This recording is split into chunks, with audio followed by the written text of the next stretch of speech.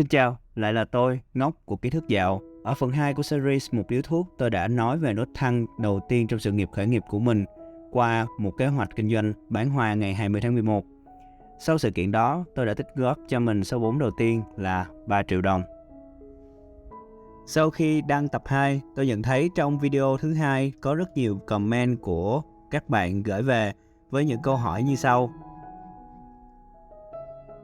Hãy cùng tôi phân tích sau khi đã được số vốn 3 triệu đồng nho nhỏ, sự nghiệp kinh doanh của tôi sẽ diễn tiếp như thế nào?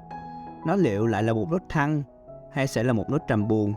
Hãy cùng Ngốc Kiến Thức Dạo, một cậu bé chưa bao giờ chịu lớn với đủ mọi danh xưng, từ shipper, biker, người khởi nghiệp mộng mơ, thích làm thơ. Gì cũng được, cùng một người mà. Đã từ số vốn 0 đồng và tạo lập nên được doanh nghiệp Big Eco đạt doanh thu đâu đó 9 con số 0 một năm. Để làm rõ hơn câu trả lời cho những câu hỏi trên nhé. Còn bây giờ, hãy bật điếu thuốc lên và lắng nghe thôi nào.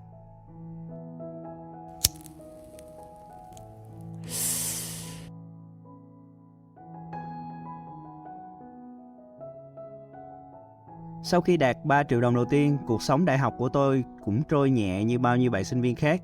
Đồng trang lứa, vẫn cắm đầu đi học và đi làm như lời nhạc rap của Carrick vậy. Và đâu đó tôi dành ra 1/10 số tiền đi làm đó để tiết kiệm mỗi tháng. Sau 3 năm dành dụm đều đặn, có khi còn hơn cả số tiền 1/10 đó, tôi tích góp được một số vốn tầm 20 triệu. Bài học rút ra đầu tiên ở đây đó là nếu bạn là một người kinh doanh không có vốn hoặc vốn rất thấp, hãy biết kết hợp giữa việc đi làm dành dụm tiền và sau đó mở ra một mảng kinh doanh mới cho mình. Nên nhớ rằng không mắc lại sai lầm của tôi ở series Một Điếu Thuốc tập 1. Không tích góp tiền, vốn để mở rộng kinh doanh mà đem đi đầu tư một mảng mà mình không biết và không nắm rõ. Bỏ Forex nha, chưa nha. Quay trở lại câu chuyện, năm ấy cũng là năm cuối đại học, nơi tôi phải làm luận án tốt nghiệp. Khi ấy, ngành Digital Marketing đang hot. Tôi quyết định theo học thêm 2 năm tại cao đẳng FPT về ngành này và bắt đầu một mảng kinh doanh mới vào tháng 9 năm 2017. Là mở một shop online bán linh kiện gaming gear như chuột chơi game, bàn phím, headphone cũng như một số linh kiện di động khác. Số là tôi lại quen một ông anh khác nữa quý vị ạ. Người đã chỉ tôi những nơi nhập linh kiện giá sỉ. Điểm đáng chú ý là khi mà bạn nhập một cái ở đây thì nó cũng bán với giá sỉ và bạn mua càng nhiều thì nó giảm giá càng sâu. Lúc này tôi bắt tay vào lập ngay một kế hoạch kinh doanh thật chi tiết bao gồm 1. Kế hoạch sử dụng vốn và bán hàng. Tôi đã lập một kế hoạch sử dụng vốn 20 triệu trong một năm từ tháng 9 năm 2017 đến tháng 9 năm 2018 mà mình tích góp được thành các phần bao gồm 40% chi phí cho marketing và branding 8 triệu đồng cho cả hai đối tượng khách sỉ và khách lẻ, 50% cho việc nhập các mẫu linh kiện được ưa chuộng, dự phòng cho khách sỉ nhập. Đối với khách lẻ thì do nhà cung cấp ưu đãi khi nhập một cái vẫn lấy giá sỉ nên không cần tốn phí, 10 triệu đồng. Khách hàng sẽ chịu cọc trước 50% số tiền. Khi tiến hành ship qua thì khách hàng sẽ trả lại 50% còn lại. 10% còn lại cho những chi phí phát sinh khác, ship, bảo hành vân vân, 2 triệu đồng. Kế hoạch sử dụng vốn này sẽ kết hợp với bảng kiểm tra doanh thu, chi phí và lợi nhuận rõ ràng giúp tôi có thể kiểm tra được và xác minh chính xác mức lợi nhuận mà tôi thu về sau một thời gian kinh doanh. Nếu bạn đang có ý định khởi nghiệp và muốn nhận bảng kiểm tra doanh thu, chi phí và lợi nhuận này, hãy nhấn vào đường link được tôi để ở trong phần mô tả và bình luận của video này nhé. 2. Kế hoạch marketing.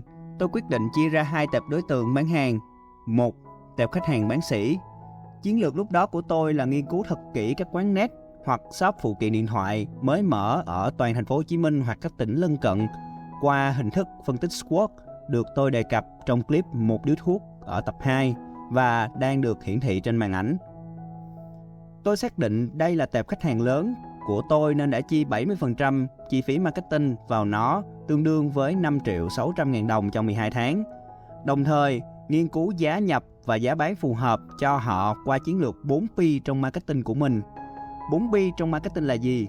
Điều đó đã được tôi giải thích qua đoạn clip phía trên góc bên phải thể hiện 4P trong marketing qua bộ phim Mắt Biếc. Phân tích vui mà.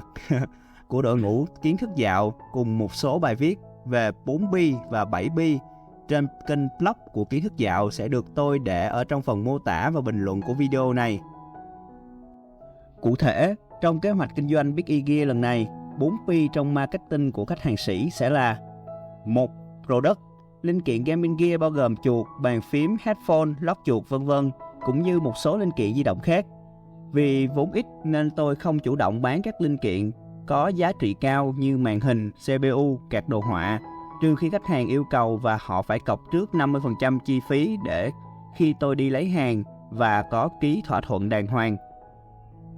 2. Price sẽ được chia thành 3 phần phù hợp. 80% chi phí cho vận hành bao gồm 50% giá vốn sản phẩm, 30% chi phí marketing và đúng ra là có 10% hoa hồng cho sales. Nhưng sales chính là tôi nên tôi có thể cắt chi phí này và biến nó thành chi phí promotion, nên khoản này hầu như là bằng không. Tiếp theo là 10% chi phí khác, bảo hành, ship vân vân, và cuối cùng là 10% cho lợi nhuận. 3. Place bao gồm các kênh đặt hàng online. Nếu quán net ở tỉnh qua các kênh thương mại điện tử có thể set giá bán sỉ tùy vào số lượng người mua muốn mua, cũng như là trang fanpage hoặc Zalo. Tiếp theo là đến tận quán net hoặc cửa hàng bán linh kiện mới mở để chào hàng nếu quán net và cửa hàng đó ở Hồ Chí Minh. 4. Promotion lấy 10% hoa hồng cho sales để làm các chương trình promotion cho các quán net, có thể là chiết khấu thêm. Tiếp theo là đến tệp khách hàng bán lẻ. Tôi cũng lập cho mình một kế hoạch bán lẻ phù hợp khi xây dựng hình ảnh thương hiệu trên tất cả các kênh thương mại điện tử, lúc đó đang tạo trend trên thị trường. 4P trong marketing của khách hàng bán lẻ chỉ khác ở khách hàng bán sỉ ở price, place và promotion. Cụ thể, price sẽ được chia ra làm 2 phần. 50% chi phí cho vận hành bao gồm 30% chi phí vốn sản phẩm, 20% cho chi phí marketing. Tiếp theo là 5% chi phí khác như bảo hành và ship. Và cuối cùng là 30% cho lợi nhuận. Tiếp đến là place, đặt hàng online qua các kênh thương mại điện tử cũng như là trang fanpage hoặc Zalo. Cuối cùng là promotion, tạo các khuyến mãi cho khách hàng bán lẻ có thể lên đến 15%. Điểm đáng chú ý là cách tôi thực hiện chiến dịch SEO cho các sản phẩm của mình lên top các sàn một cách phù hợp và ít tốn kém chi phí nhất, thay vì là tốn tiền vào quảng cáo trên các kênh. Các bạn cũng có thể tìm hiểu cách SEO từ khóa trên các sàn thương mại điện tử thông qua những bài viết trên website của Big Eco được tôi đề cập trong phần mô tả và bình luận của video này. Bài học được rút ra ở đây: khi bắt đầu một dự án kinh doanh nào đó, bạn cần lên kế hoạch marketing cụ thể cho nó, bao gồm phân tích khách hàng, phân tích SWOT, 4P, 7P trong marketing, đồng thời là chi phí marketing phù hợp với ngân sách đã tính toán trước đó. Điều cuối cùng cho một chiến lược kinh doanh hoàn hảo đó là giả định những tình huống xấu nhất có thể xảy ra cho doanh nghiệp của bạn hoặc cho cái kế hoạch kinh doanh của bạn. Ở đây tôi giả định 3 trường hợp xảy ra nếu như doanh nghiệp của tôi hoặc là cái phương án kinh doanh linh kiện gaming gear của tôi gặp vấn đề. Trường hợp đầu tiên, khi tôi không có khách hàng lẻ. Nếu như trong một năm tôi không có một khách hàng lẻ nào, tôi sẽ mất 30% chi phí marketing cho khách hàng lẻ, tương đương với 2.400.000 đồng, và mức lỗ là 12% so với số vốn ban đầu là 20 triệu đồng. Trường hợp 2, nếu như trong một năm mà tôi không có khách sĩ. Nếu như trong một năm mà tôi không có một khách hàng sĩ nào, tôi sẽ mất 70% ngân sách cho marketing đối với khách hàng sĩ, tương ứng với 5.600.000 đồng, và mức lỗ lên đến 28% so với số vốn ban đầu bỏ ra là 20 triệu. Trường hợp 3, xấu nhất, không có một khách hàng nào mua hàng của tôi cả. Nếu như trong một năm mà tôi không có được khách hàng nào mua sản phẩm của tôi cả thì tôi sẽ mất 100% ngân sách cho marketing, tương đương với 8 triệu đồng, và mức lỗ lên đến 40% so với số vốn ban đầu là 20 triệu. Bài học được rút ra ở đây: khi bắt đầu kinh doanh, bạn phải tính toán được rõ ràng những trường hợp xấu nhất có thể xảy ra dành cho doanh nghiệp của mình để mà có thể tính đường chuyển hướng kinh doanh hoặc tạo ra phương án B khi kế hoạch kinh doanh đó không còn hiệu quả. Ở đây, Trường hợp xấu nhất xảy ra, tôi vẫn chỉ lỗ 40% trên số vốn ban đầu bỏ ra là 20 triệu đồng, tương đương với 8 triệu đồng. Vẫn có thể chấp nhận được. Thế là tôi lại trải qua được một nốt thăng trong sự nghiệp kinh doanh cũng như khởi nghiệp của mình khi thu về một số tiền lãi hơn 80 triệu đồng, lợi nhuận gấp 10 lần so với chi phí ban đầu bỏ ra cho marketing là 8 triệu đồng.